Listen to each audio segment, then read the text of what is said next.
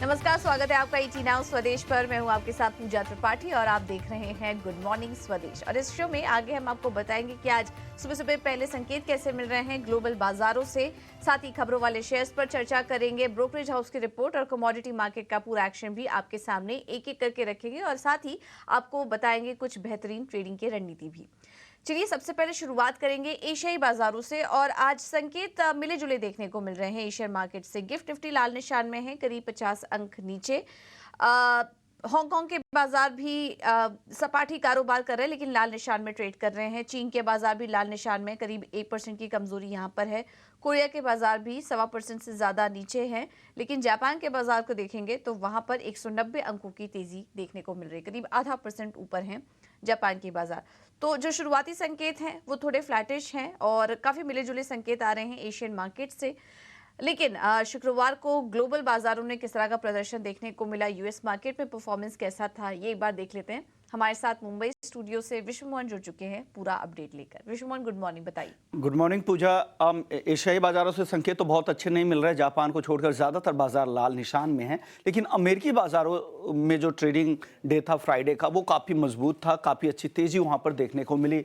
Dow Jones 134 अंक, S&P 500 ने फिर से नया रिकॉर्ड बनाया और नैस्डैक में करीब 2% की मजबूती दिखी। दो फैक्टर से जो बाजार को सपोर्ट कर रहे थे, एक तो फेसबुक की पेरेंट कंपनी मेटा, जहां पर जबरदस्त नतीजे कंपनी ने पेश किया, अनुमान से काफ़ी बेहतर नतीजे, 21% की तेजी शेयर में देखने को मिली। इसके अलावा अमेजॉन के भी बेहतर नतीजे, फिर वहां पर भी 8% तक की रैली दिखी, जिससे सपोर्ट टेक शेयरों को भी मिला। S&P 500 में भी तेजी देखने को मिली है। और इसके अलावा जो दूसरा बड़ा फैक्टर था जो बाजार को सपोर्ट किया, वो यूएस के जनवरी के जो जॉब नंबर्स थे वो काफ़ी मजबूत थे। बाजार को ने अनुमान लगाया था 1,85,000 नई नौकरियां जुड़ने का, लेकिन 3,53,000 नई नौकरियां जुड़ी, जिससे बाजार को काफी लगा कि इकोनॉमी सही स्थिति में जा रही है। साथ ही वेज ग्रोथ भी अगर देखें इन्फ्लेशन एडजस्ट करने के बाद, वो भी 4.5% की वेज ग्रोथ है, वो भी काफी अच्छी मानी जाती है। तो संकेत अच्छे हैं। साथ ही कल रविवार को फेड चेयरमैन का जो इंटरव्यू एयर हुआ, उसमें भी उन्होंने ये संकेत दिए हैं कि बाजार जिस तरह से अनुमान लगा के चल रहा है, जितनी कटौती होगी उतनी तो कटौती नहीं होगी, लेकिन जब उन्हें सब्सटैंशियल जब एविडेंस मिल जाएगा कि महंगाई 2% के आसपास आ जाएगा, तब वो कटौती शुरू कर देंगे। ये बयान फेड चेयरमैन का लेटेस्ट था FOMC मीटिंग के बाद। तो ये बड़े संकेत है। अन्य खबरों की अगर बात करें तो कच्चा तेल स्थिर है, रेट कटौती में देरी हो सकती है यूएस में, उससे यहाँ पे स्थिरता दिख रही है। लेकिन यूएस के एयर स्ट्राइक से इराक और सीरिया में जो ईरान समर्थित आतंकी संगठन है, उन पर हमलों से यहाँ पर चिंता थोड़ी बढ़ी है। अब जो कंसर्न है, वो फेड चेयरमैन ने भी यही कहा है कि अब सबसे बड़ा कंसर्न अब जियोपॉलिटिकल कंसर्न ही है, वहां चीजें कैसे बदलती है उस आधार पर भी फैसला लेना पड़ेगा। तो कुल मिलाकर संकेत अगर देखें पूजा, तो मिले जुले संकेत हैं आज के लिए। ठीक है, मिले जुले संकेत हैं आज के लिए और नतीजों के चलते काफी सारा एक्शन देखने को मिला, जिसके वजह से हम तेजी देख रहे थे बाजार में। और मजबूत जॉब रिपोर्ट के बाद भी और बॉन्ड यील्ड चढ़ने के बाद भी हमने देखा कि मार्केट की चाल पर असर नहीं आया। अच्छी तेजी ही वहां पर देखने को मिली। लेकिन ये जो कुछ आंकड़े हैं मजबूत जॉब रिपोर्ट के और अब आगे फेड ब्याज दरों में कटौती की जो बात चल रही थी वो आगे थोड़ा और पोस्टपोन हो सकती है, उसका असर आने वाले समय में हम बाजार पर देख सकते हैं। फिलहाल संकेत मिले जुले विदेशी बाजारों से। चलिए अब एक बार FIs और DIs के भी अपडेट देख लेंगे, उसके बाद हम आपको बताएंगे कि आज कौन से लेवल्स इंपॉर्टेंट होंगे बाजार के लिए। और FIs के लेवल्स अगर देखें तो कैश मार्केट में FIs शुक्रवार के दिन खरीदारी करके गए, करीब 70 करोड़ की खरीदारी का आंकड़ा है। लेकिन DIs की तरफ से 2460 करोड़ की खरीदारी देखने को मिली है, ये आंकड़ा DIs की तरफ से। इंडेक्स ऑप्शन पर नजर डालेंगे तो वहां पर भी खरीदारी का ही आंकड़ा देखने को मिल रहा है और यहाँ पर लगभग DIs इंडेक्स फ्यूचर्स की बात करें तो 7,218 करोड़ की, यहाँ पर 5,090 करोड़ की यहाँ पर खरीदारी हुई है इंडेक्स फ्यूचर में FIs की तरफ से। इंडेक्स ऑप्शन में 3,853 करोड़ की बिकवाली का आंकड़ा है। स्टॉक फ्यूचर्स में 7,218 करोड़ की खरीदारी हुई है और स्टॉक ऑप्शन में अगर देखेंगे तो 290 करोड़ की खरीदारी यहाँ पर देखने को मिल रही है। तो यह है संस्थागत निवेशकों के आंकड़े और यहाँ पर जो क्यूज मिल रहे हैं यहाँ से भी ठीक ठाक ही देखने को मिल रहे हैं। लेकिन अब आगे बढ़ते हैं और आज बाजार के लिए कौन से लेवल्स इंपॉर्टेंट होंगे ये एक बार समझ लेते हैं। और हमारे साथ फोन लाइन पर नितिलेश जुड़ चुके हैं। पूरा एनालिसिस लेकर। Nitilesh, good morning. बताइए आज निफ्टी और बैंक निफ्टी के लिए इंपॉर्टेंट लेवल्स कौन से होंगे? एक बार पूछना। नितिलेश, आप सुन पा रहे हैं?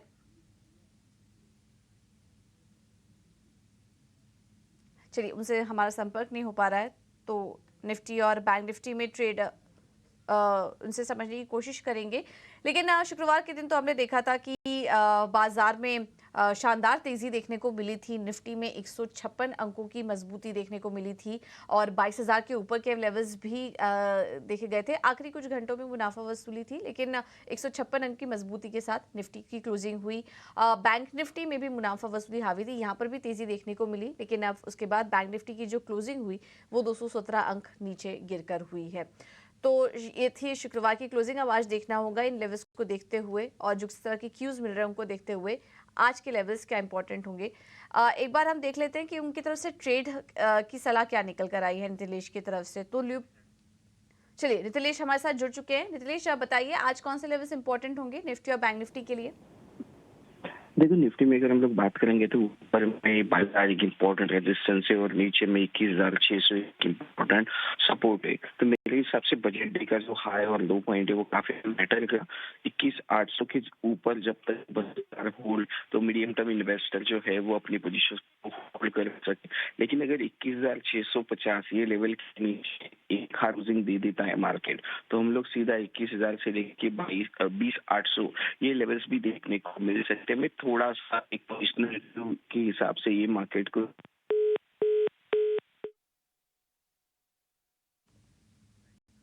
चलिए, आज थोड़ा दिक्कत हो रही है नितिलेश से संपर्क करने में, लेकिन उनके ट्रेडिंग आइडियाज आपके सामने रख देते हैं। और दोनों स्टॉक में उन्होंने बिकवाली करने की सलाह दी है। पहला है ल्यूपिन, बिकवाली करके चलिए। 1500 के अगर नीचे आता है तो ल्यूपिन में बिकवाली करिए। स्टॉप लॉस देख रहे हैं 1510 का टारगेट, 1480 का टारगेट यहाँ पर देख रहे हैं ल्यूपिन के लिए। और दूसरा कॉल है कमिंस इंडिया में बिकवाली करने की सलाह। 4310 के नीचे आता है तब यहाँ पर आप बिकवाली करके चल सकते हैं। टारगेट होगा 4270, 4240 का। स्टॉप लॉस होगा 4330 का। तो ये हैं लेवल्स लुपिन और कमिंस के लिए, यहाँ पर आप नजर रखिए। चलिए, अब आगे बढ़ते हैं और अब बात करते हैं नतीजों की और खबरों वाले शेयर्स समझने की कोशिश करेंगे। हमारे साथ थोड़ी देर में शरद जुड़ेंगे जो कि हमें पूरा अपडेट देंगे। लेकिन उसके पहले एक बार देख लेते हैं कि कौन कौन से नतीजे कल आए। कल हमने बाजार बंद होने के बाद देखा कि एसबीआई के नंबर्स आए हैं। इसके अलावा टाटा मोटर्स के नतीजे आए थे, जो कि अभी शरद आप जुड़ेंगे तो वो आपको बताएंगे कि नंबर्स किस तरीके के रहे। तो आज नतीजों का भी इम्पैक्ट काफ़ी ज़्यादा देखने को मिलेगा बाजार में, क्योंकि काफ़ी ढेर सारे नतीजे देखने को मिले हैं। उसके अलावा खबरों वाले शेयर्स भी काफ़ी सारे हैं जिसका कि इम्पैक्ट आज हम देखेंगे। कुछ ही देर में शरद हमारे साथ जुड़ेंगे जो कि आपको बताएंगे कि कहां पर कौन कौन से इंपॉर्टेंट नंबर्स निकल कर आए हैं। लेकिन उसके अलावा अगर शुक्रवार के दिन देखें बाजार का प्रदर्शन, तो हमने देखा था कि कुछ स्टॉक्स में शानदार तेजी देखने को मिली थी। इसमें ऑयल मार्केटिंग कंपनियां फोकस में थी। बीपीसीएल जैसे जो कंपनियां थी, करीब 10% की तेजी वहां पर देखने को मिली। Power grid 4%, ONGC, Adani Ports, NTPC में शानदार तेजी देखने को मिली थी। मैं गिरने वाले शेयरों पर नजर डालें तो Eicher, axis bank, HDFC life, HDFC bank जैसे स्टॉक्स कमजोरी के साथ कारोबार कर रहे थे। ये कुछ नतीजे आए थे शुक्रवार को बाजार बंद होने के बाद, जिसमें कि एसबीआई के नंबर्स की अगर बात करें तो नतीजे अनुमान के मुताबिक ही देखने को मिले। ब्याज से आय करीब 5% बढ़ी, मुनाफा 35% घटा कंपनी का। और ग्रॉस एनपीए, नेट एनपीए देखेंगे तो यहाँ पर इंप्रूवमेंट देखने को मिली है। तो देश की दिग्गज बड़ी बैंक एसबीआई के जो नंबर्स आए वो अनुमान के मुताबिक ही थे। खासकर की ग्रॉस और नेट एनपीए में जो इंप्रूवमेंट आया है वो पॉजिटिव था। हालांकि मुनाफा देखेंगे तो वहां पर गिरावट हुई है, क्योंकि कंपनी को कुछ वन टाइम प्रोविजनिंग भी करनी पड़ी 7,400 करोड़ के आसपास की, जिसकी वजह से हम मुनाफे में दबाव देख रहे हैं। लेकिन on the face of it अगर देखेंगे तो नतीजे अनुमान के मुताबिक ही। इसके अलावा यूपीएल की बात करें तो यहाँ पर नतीजे काफी कमजोर देखने को मिले। आय में 27% की गिरावट दर्ज हुई थी और कामकाजी मुनाफा 80% से ज्यादा घटा कंपनी का। और इसके अलावा इस बार भी कंपनी ने घाटा ही दर्ज किया, करीब 1270 करोड़ का। तो ये कुछ अहम नतीजे हैं। और इसके अलावा टाटा मोटर्स भी देखेंगे तो वहां पर भी नतीजे स्ट्रांग ही देखने को मिल रहे हैं। तो ये कुछ मजबूत आंकड़ों की हमने बात की। टाटा मोटर्स, यूपीएल और एसबीआई, ये कुछ अहम नतीजे थे निफ्टी के जो कि हमने आपके सामने एक एक करके रखे। लेकिन इन तीनों के अलावा और कौन कौन से नंबर्स आए और खबरों वाले शेयर्स कौन कौन से, ये भी समझ लेते हैं। हमारे साथ शरद जुड़ चुके हैं पूरा अपडेट लेकर। शरद, बताइए, एसबीआई, यूपीएल और टाटा मोटर्स, ये तो हमने कवर कर लिया, उसके अलावा कौन कौन से नंबर्स आए? जी बिल्कुल, इंटर ग्लोब एविएशन के नतीजे देखें तो सबसे अच्छे नंबर्स देखने मिले हैं और उनकी ईपीएस जो है हाईएस्ट एवर ईपीएस रिकॉर्ड की गई है। ऑफकोर्स याद रखिए एबिडा में जो है ऑफकोर्स एडजस्टमेंट के बाद 40% का ग्रोथ जो है ईयर ऑन ईयर बेसिस पे देखने मिला और नेट प्रॉफिट भी डबल हो गई। तो अच्छे नतीजे आपको इंटर ग्लोब एविएशन में देखने मिले हैं। अब बात करते हैं डिलीवरी की, तो पहली बार पैट और एबिडा दोनों ही लेवल्स पे कंपनी प्रॉफिटेबल हो गई है और ओवरऑल जो वॉल्यूम्स है और रियलाइजेशन है उसमें भी बढ़ोतरी देखने मिली है। तो स्ट्रॉन्ग सेट ऑफ नंबर्स आपको डिलीवरी में भी देखने मिल रही है। अब बात करेंगे टीटागढ़ रेल की, तो यहाँ पे देखें तो नेट प्रॉफिट लगभग 2 गुना हो चुका है और टॉप लाइन में भी अच्छी ग्रोथ देखने मिली। तो ये तीन जो है स्टैंड आउट अर्निंग्स हमको देखने मिले और तीनों ही स्ट्रॉन्ग सेट ऑफ नंबर्स आए हैं। खबरों वाले शेयर्स पे आज पेटीएम पे फोकस रहेगा। ऑफकोर्स कल जो लास्ट ट्रेडिंग सेशन था वहाँ पे लास्ट मिनट में लगभग 50 लाख शेयर्स यानी कि 0.8% स्टेक की एक्विजिशन मॉर्गन स्टैनली ने किया था। और इसके अलावा कल जो शाम को जो है एक इम्पॉर्टेंट अनाउंसमेंट आया कंपनी की तरफ से, जहां पे वो कैटेगरीली डिनाई कर रहे हैं कि उनका कोई इन्वेस्टिगेशन उनके पार्टी से, उनके सीईओ से नहीं हो रहा है ईडी केस में, जो कि एंटी मनी लॉन्ड्रिंग एक्टिविटीज़ के ऊपर है। तो एक टाइप से इम्पोर्टेंट क्लैरिफिकेशन कंपनी का आया है, ब्लॉक डील भी हुआ है और रिपोर्ट्स आ रहे हैं कि उनके जो वॉलेट बैंक है वहाँ पे बायर्स देखने मिल सकते हैं एचडीएफसी बैंक या जियो फाइनेंशियल सर्विसेज से। तो पूरा बाजार का जो है आप कह सकते हैं फोकस आज पेटीएम पे रहेगा। और इंटरेस्टिंगली जो प्राइस बैंड है वो भी 20% से घटा के 10% कर दिया गया है। केपीआई ग्रीन एनर्जी को 15 मेगावाट का एक सोलर पावर प्रोजेक्ट का ऑर्डर आया है। वही अगर बात करें टूरिज्म फाइनेंस कॉर्पोरेशन की, तो क्वांट म्यूचुअल फंड ने लगभग 6 लाख शेयर्स की एक्विजिशन की है। तिलक नगर की भी बात कर लेते हैं, तो यहाँ पे कंपनी को जो है इनकम टैक्स डिपार्टमेंट ने सर्च एंड सीजर जो है स्टार्ट कर दिया है। बोरोसिल रिन्यूएबल्स की 7 फरवरी को फंड रेज की मीटिंग है और वहीं एचजी इंफ्रा को भी लगभग 716 करोड़ का सेंट्रल गवर्नमेंट से ऑर्डर आया है। और आखिरी स्टॉक जो इम्पोर्टेंट रहेगा वो है औरोबिंदो फार्मा। उनको 9 ऑब्जर्वेशन आया है उनकी तेलंगाना की इंजेक्टेबल्स फैसिलिटी के लिए। और इम्पॉर्टेंट बात यह है कि ये यूनिट लगभग 8% यूएस सेल्स को कंट्रीब्यूट करता है और 10% टोटल ईपीएस कंपनी के उसको लेके, तो एक बाहरी मार जो है कंपनी को पड़ सकती है। और ऑलरेडी हमने जो है देखा था कि लास्ट ट्रेडिंग सेशन में स्टॉक में सेलिंग प्रेशर भी आया था। तो ये सारे स्टॉक्स हैं जो आपके रडार में होने चाहिए। बिल्कुल, तो ये हैं कुछ खबरों वाले शेयर्स और अहम नतीजे अभी शरद आपको बता रहे थे और इनके चलते आज एक्शन देखने को मिल सकता है इन तमाम स्टॉक्स। तो बात करते हैं ब्रोकरेज रिपोर्ट की। हमारे साथ गौरव मौजूद हैं पूरा अपडेट लेकर। गौरव, गुड मॉर्निंग, बताइए। जी हाँ, तो अगर हम ब्रोकरेजेस की बात करें तो सबसे पहले बात करते हैं डिलीवरी का, जहाँ पे हमें Q3 के नंबर्स आ चुके हैं और एक स्ट्रॉन्ग नंबर्स हमें देखने को मिले थे। Q3 के नंबर्स जो है वो काफ़ी स्टेलर रहे हैं, स्ट्रॉन्ग वॉल्यूम ग्रोथ हमें देखने को मिला है और रियलाइजेशन भी कहीं पे स्टेबल रहा है। और लास्टली अगर हम ऑपरेशनल कॉस्ट की अगर बात करें तो वो जो है वो काफ़ी अंडर कंट्रोल रहा है। और इसी के चलते हुए इन्वेस्टेक ने अपना बाय रेटिंग मेंटेन करते हुए टारगेट प्राइस जो है वो बढ़ा के 600 रुपीज़ का दे रखा है। अगले अगर हम टाटा मोटर्स की बात करें तो वहाँ पर भी हमें कोई स्ट्रॉन्ग नंबर्स देखने को मिले थे। JLR के नंबर्स जो है वो काफ़ी स्ट्रॉन्ग रहे हैं। CV बिजनेस जो है टाटा मोटर्स का, उन्होंने मार्जिन बीट किया है 3Q FY24 में। और PV बिजनेस में कहीं पे हमें इलेक्ट्रिक व्हीकल में ड्रैग देखने को मिला, बट ICE मार्जिन कहीं पे अच्छे रहे हैं। और इसी के चलते हुए CLSA ने अपना टारगेट जो है वो बाय मेंटेन करते हुए टारगेट प्राइस बढ़ा के 1061 रुपीज़ किया है। गोल्डमैन सैक्स का भी कहीं पे हमें बुलिश व्यू देखने को मिल रहा है, क्योंकि उन्होंने भी अपना टारगेट प्राइस बढ़ा के 960 रुपीज़ कर रखा है। और मैक्वेरी ने भी अपना आउट परफॉर्म रेटिंग जो है वो बरकरार रखते हुए टारगेट प्राइस बढ़ा के 1200 रुपीज़ करके दिया है टाटा मोटर्स के लिए। अगर हम बाद में SBI की बात करें तो वहाँ पे भी हमें एक नंबर जो है वो इनलाइन नंबर्स देखने को मिले थे। प्रॉफिटेबिलिटी में मिस थी, क्योंकि 7,100 करोड़ का एक एक्स्ट्रा एक्स्ट्रा एक्सपेंस हमें देखने को मिला था इस क्वार्टर में। बट उसके अलावा अगर हम एसेट क्वालिटी और एसेट ग्रोथ की बात करें तो वो काफ़ी अच्छा रहा है बैंक के लिए और इसी के चलते एक बुलिश व्यू देखने को मिल रहा है हमें। अगर हम नमूरा की बात करें तो उन्होंने बाय रेटिंग बरकरार रखते हुए टारगेट प्राइस जो है वो बढ़ा के 755 रुपीज़ का दे रखा है। जेफरीज ने भी अपना टारगेट प्राइस जो है वो 810 रुपीज़ पे मेंटेन किया है, जो कि अभी के लेवल से काफ़ी अच्छे लेवल पे हमें जो अपसाइड है देखने को मिल सकता है।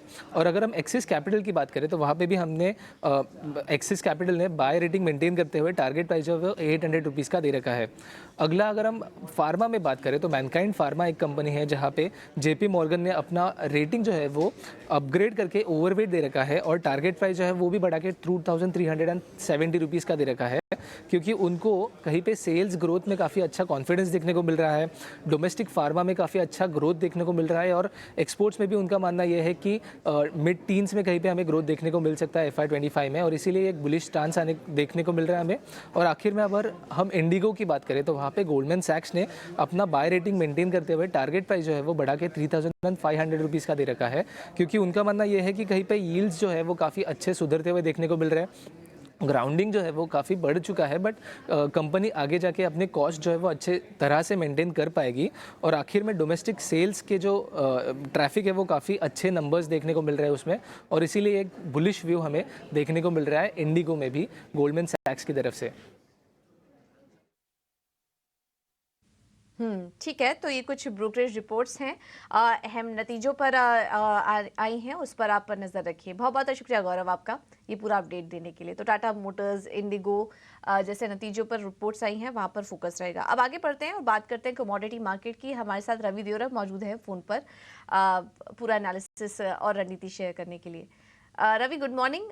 सोने चांदी से पहले शुरुआत करते हैं। हमने एक वीकनेस देखी यूएस में, जिस तरीके से मजबूत जॉब रिपोर्ट्स के आंकड़े आ रहे हैं और अब ब्याज दरों में जो कटौती की बात हो रही थी वो अब धीरे धीरे करके और आगे की तरफ पोस्टपोन होती जा रही है। उसका असर हम देख रहे हैं बॉन्ड मार्केट्स और गोल्ड पर भी पड़ा। अब आपका क्या एनालिसिस है इस पूरे मामले पर और आगे आने वाले समय में सोने की चाल आप कैसे देख रहे हैं?